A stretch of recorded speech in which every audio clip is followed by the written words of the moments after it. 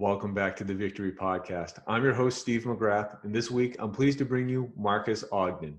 Now, Marques is an author and a keynote speaker, but before he did all that, he was an NFL vet. And he went through the peaks and valleys of playing to building his own career afterwards with a construction company where things grew, and then he watched it all fall away and he built himself back up. So he has an amazing story. And he also has a book coming out, January 28th, The Success Cycle. He's going to release his second book, and he's going to lay out for you the path to be successful. So before we get to that, I need to remind you all that we're brought to you by Team Builder. Now, Team Builder works with high school football programs nationwide as well as the NFL, and they help you fine-tune weightlifting in the weight room. So if you need to up your game, check them out. Use the promo code VICTORY when you get to their site, and you're going to get a free gift. So without any further ado, here is Marques Ogden, and we're going to hear about the success cycle.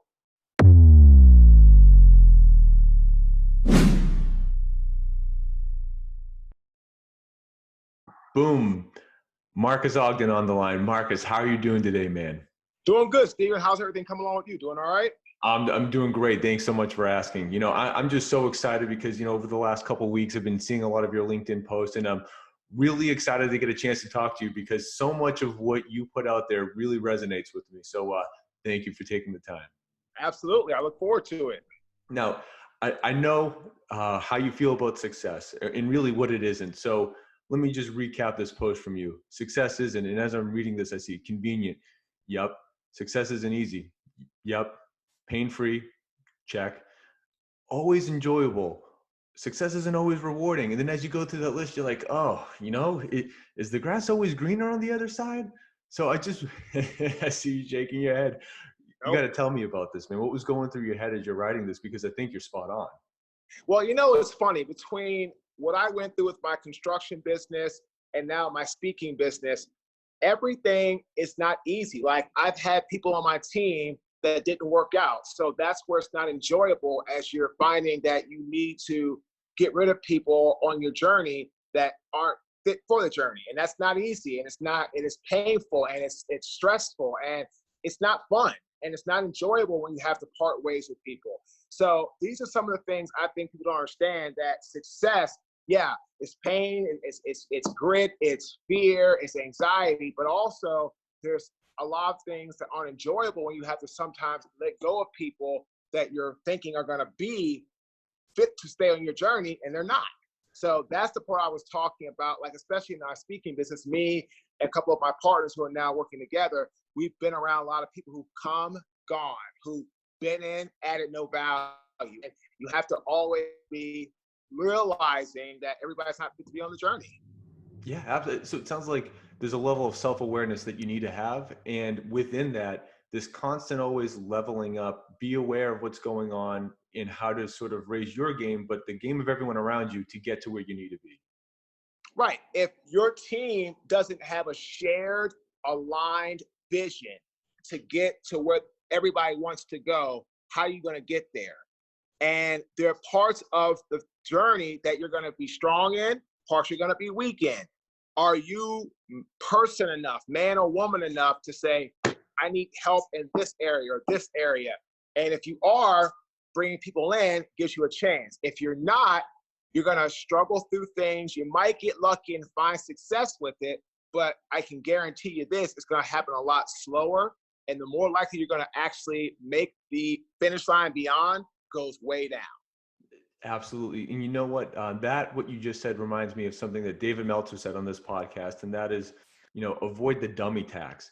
Talk to people that have done what you want to do, learn from their mistakes. And it's not that you have to follow exactly what they did, but try to cut down your learning curve so that you're not prolonging your own success. Absolutely. So I executive coach a lot of clients. I'm getting into some consulting next year. I have a big workshop for a company called Red Gold Quality, which is a very large ketchup brand in the Midwest part of our country. And same thing. It's like, I tell people I failed in business because we had a lot of success.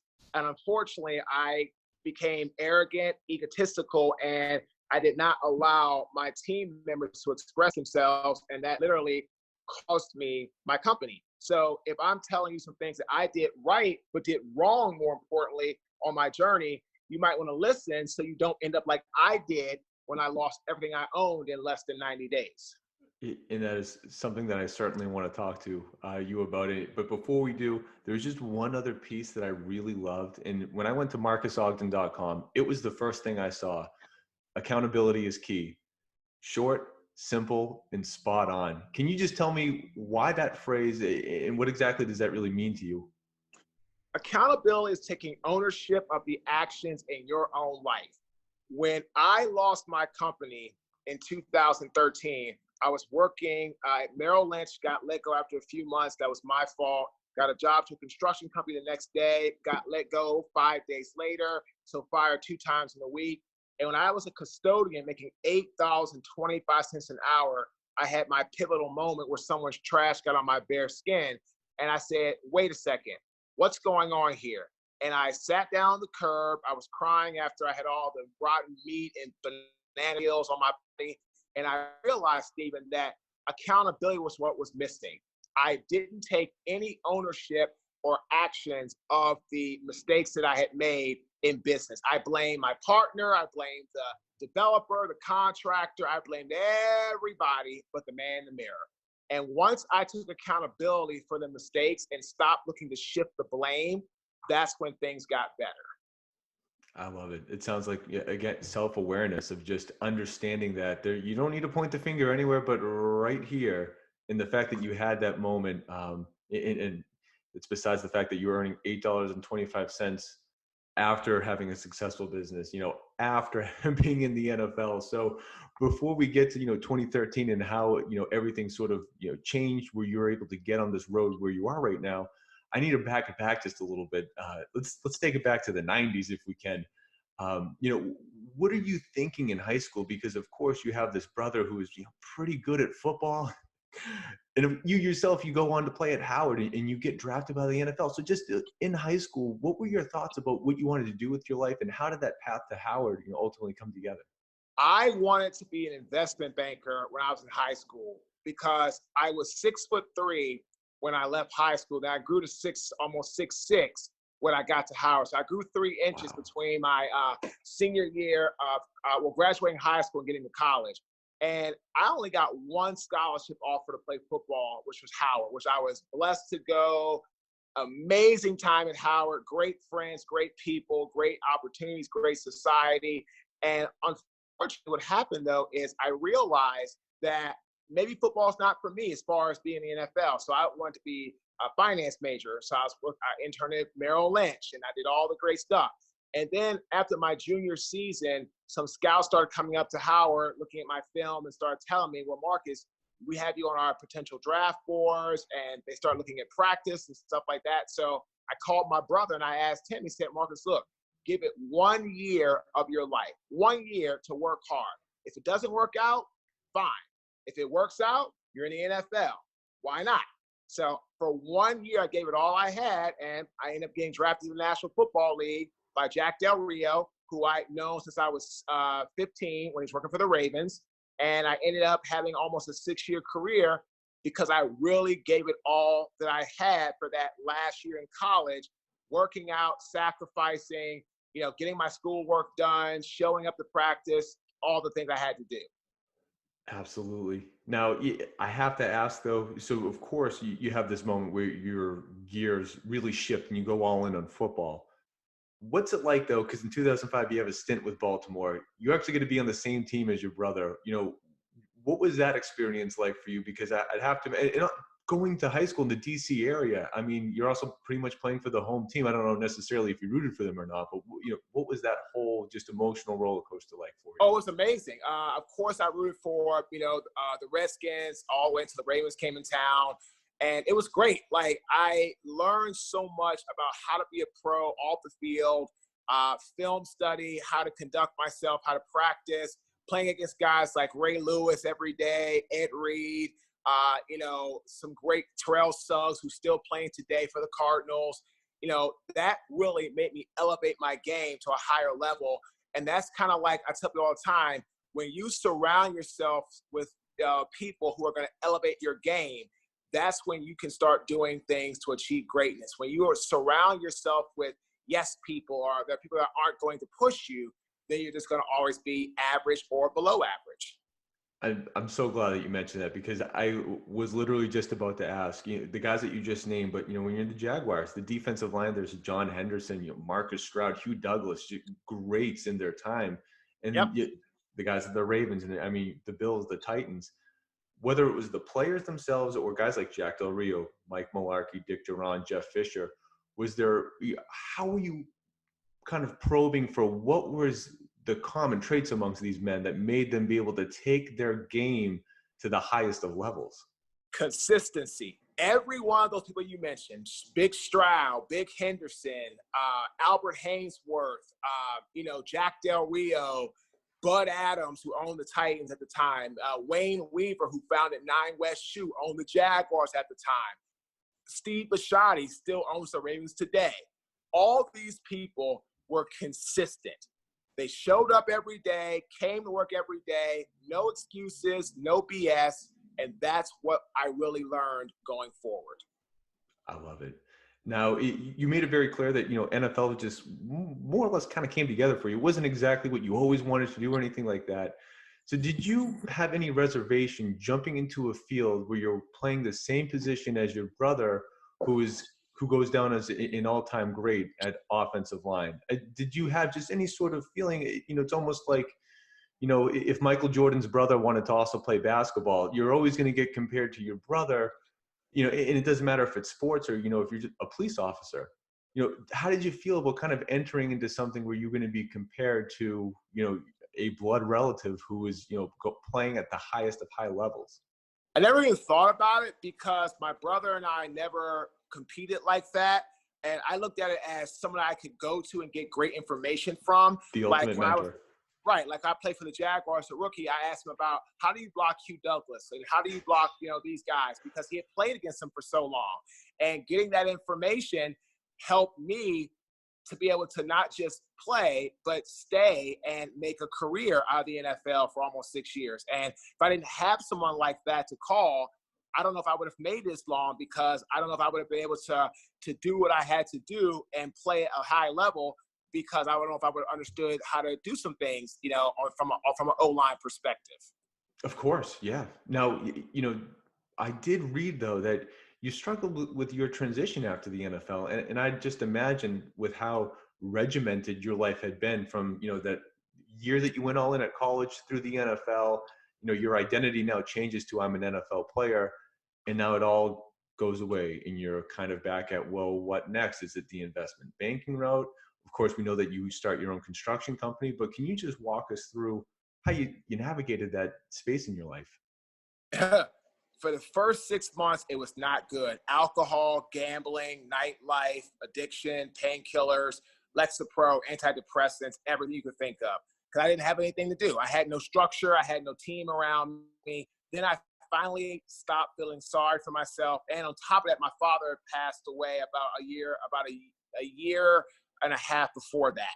So I was really lost. And the construction business gave me an opportunity. So I felt to create my own team, my own people, and that's what I did. But the transition was very hard in the beginning because I had no one to lean on, and my brother was still playing. I didn't want to bother him, and my father was gone at that time.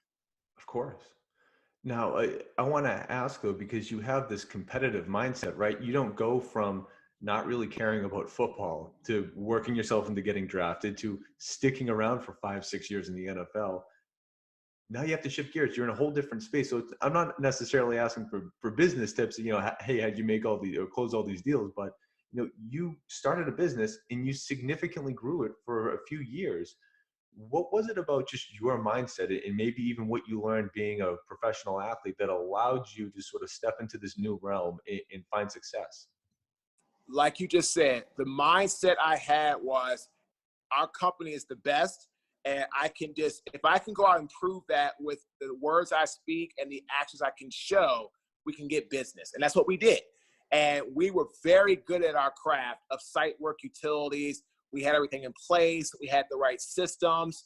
And I was able to go out and just talk to people. I was always a people person. Marketing, networking, that was my strength. So I took that and I leveraged it to get where we were, which became the largest African-American company in the area of site work for 2 years. Wow. Now, something you've already alluded to, you're able to grow this company, right? And everything looks well. You get this huge deal, and things with this big deal just don't, of course, go the way that you're hoping that they will. And the headline is lost $2 million in 90 days. So, if you can unpack this, how do you go from reaching this new height and having it all slip through your fingers? Not that your NFL career did, but you had to sort of reprogram yourself to, okay, what's next? Now the financial aspect of it, because you were so frugal. I mean, I saw that handwritten note about that $30,000, the budget that was so strict and in place. It's not like you were irresponsible with your money, but how do you just sort of pick up the pieces from there?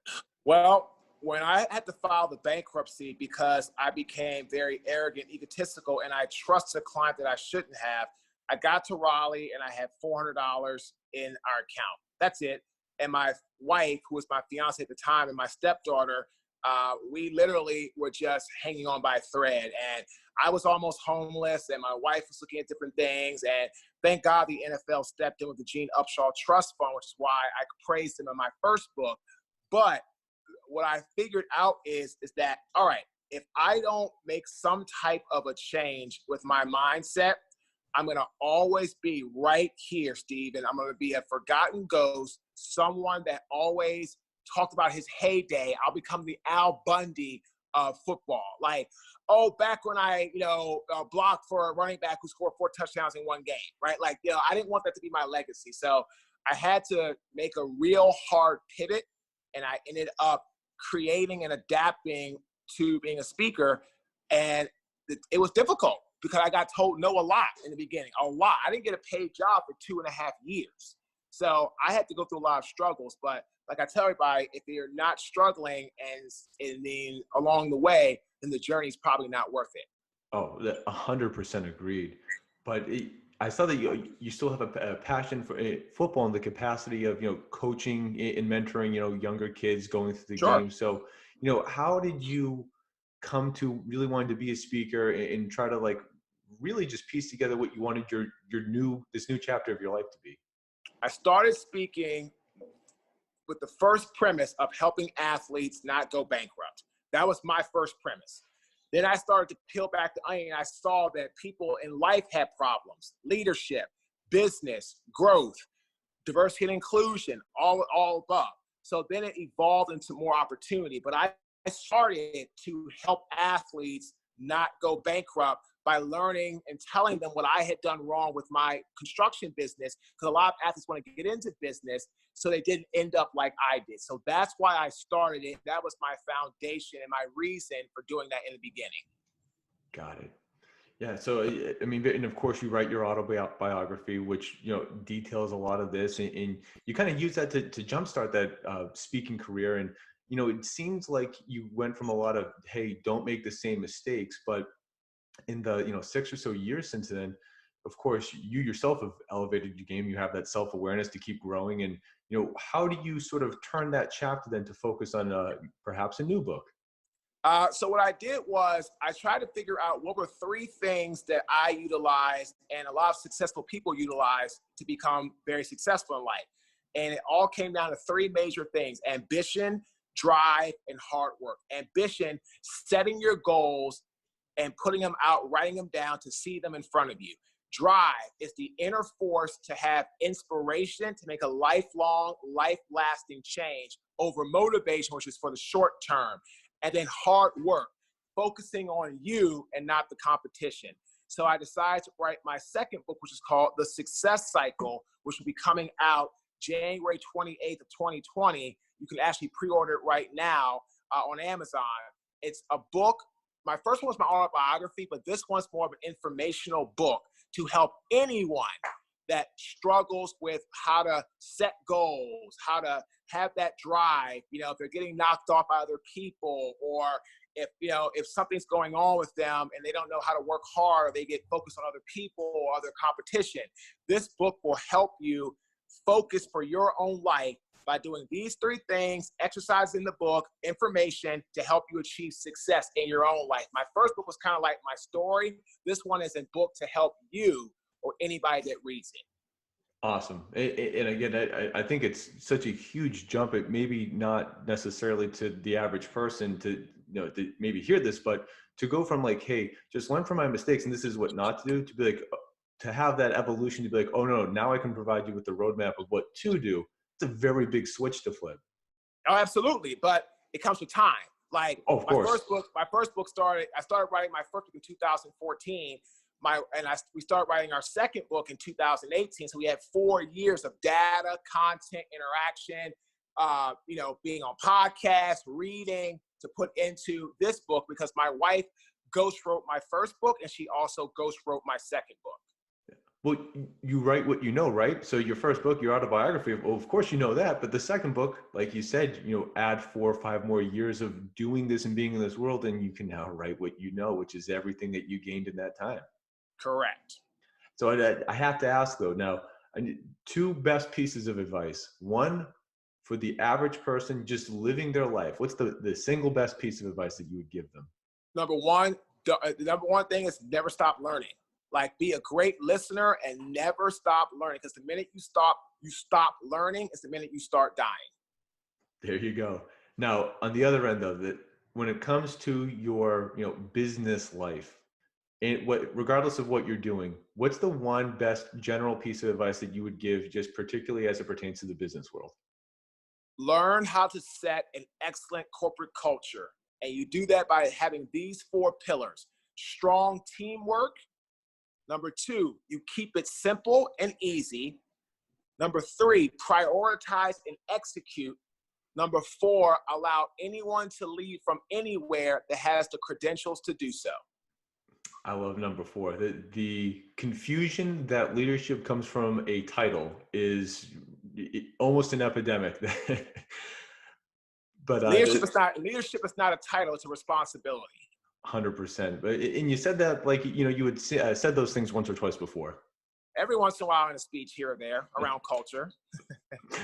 Now, Marcus, what I would like to do is end on this little thing that we call the gauntlet. I just have a couple rapid fire questions for you. Sure. I need to know, what's your favorite football memory? Blocking Ray Lewis and him and me hitting him and knocking him down and then helping him up. And I said, hey, Ray, I'm sorry, man. I'm sorry I hit you. He said, man, this is football. If you're not hitting me to make me better, then I don't want you out here on the field. So hitting Ray in practice was for me, somebody that I knew since I was 15 was a memorable experience for me. Very cool. Now, what's most important in winning? Would you say it's having the number 1 offense or the number 1 defense? Number 1 defense. Always. Amen. From an offensive player too. I love it. Now, do you have one player or one coach that you just would have wished you had the chance to line up with? And of course, you already had your brother checked off that list, but was there anyone else? I wish I had a chance to play with, that's a really good question. If I can just go and say any player from all time, I would probably say Barry Sanders. He would have been pretty fun to block for. Amen to that. You didn't have to do a very good job. Just give him a little bit of light and he would have been good to go. That's right.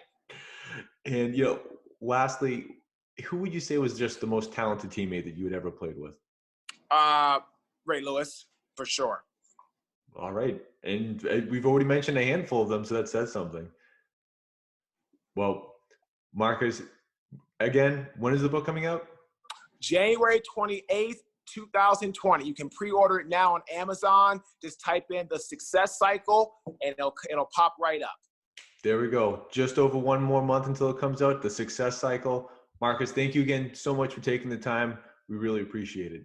Now, sounds good, Steve. Thanks a lot, man.